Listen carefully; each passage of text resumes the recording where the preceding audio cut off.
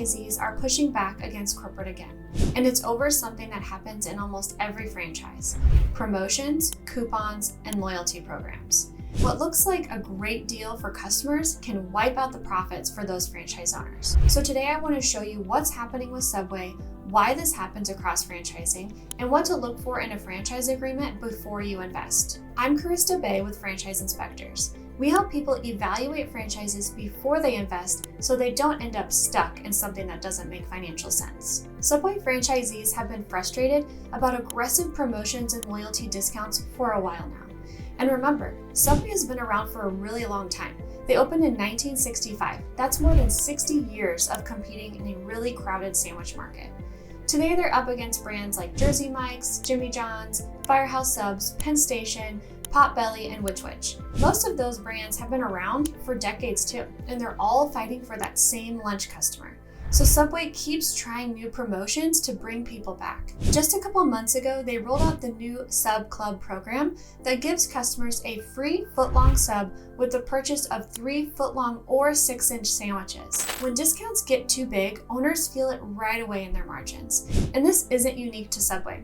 We've seen the same thing in pizza chains, frozen yogurt brands, and other fast foods franchises over the years. But Subway is one of the biggest franchise systems in the world. So when franchisees push back, everyone notices. Corporate wants traffic, but franchisees need profit. So let's do some simple math. Normally, you sell a sandwich for $10. Corporate runs a $2 discount that you have to apply. Now you're gonna get $8 for that sandwich. Let's assume the food costs are at 30%, which is $2.40. We're gonna assume labor at 25%, which is $2. Now you're left with about $3.60.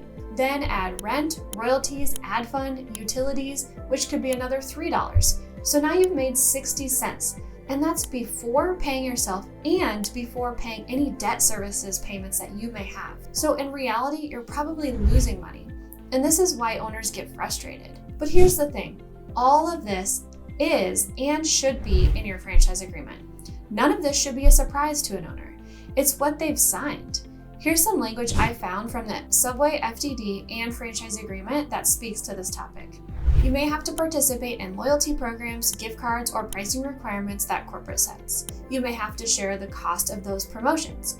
You might have to issue refunds at your own expense. And you must follow their pricing methods and promotions. So in other words, you may not control your prices. And that's huge, because if corporate runs a discount, you might be required to honor it even if you lose money and you disagree with it. But it's not just Subway, it's many franchises. And it's easy to find out what the restrictions are. It's in the agreement.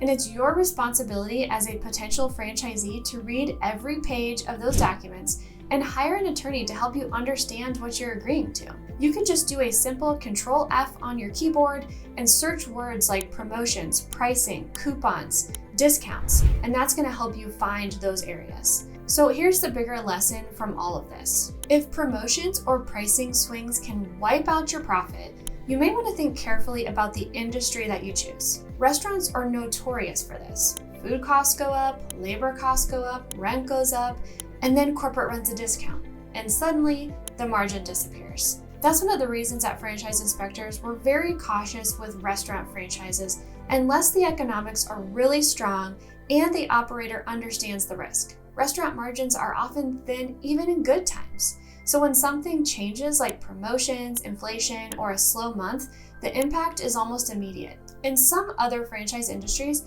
pricing doesn't move the needle as dramatically.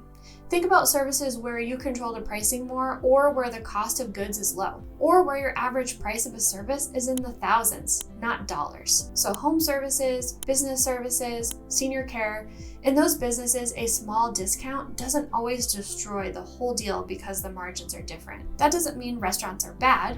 There are great operators who do very well.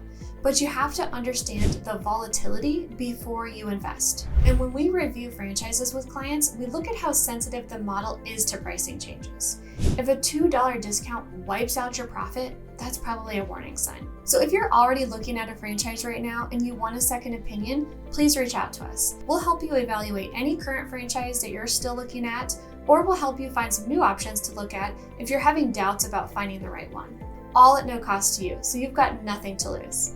please reach out to us at franinspect.com, click the link above or in the description of this video. See you next time.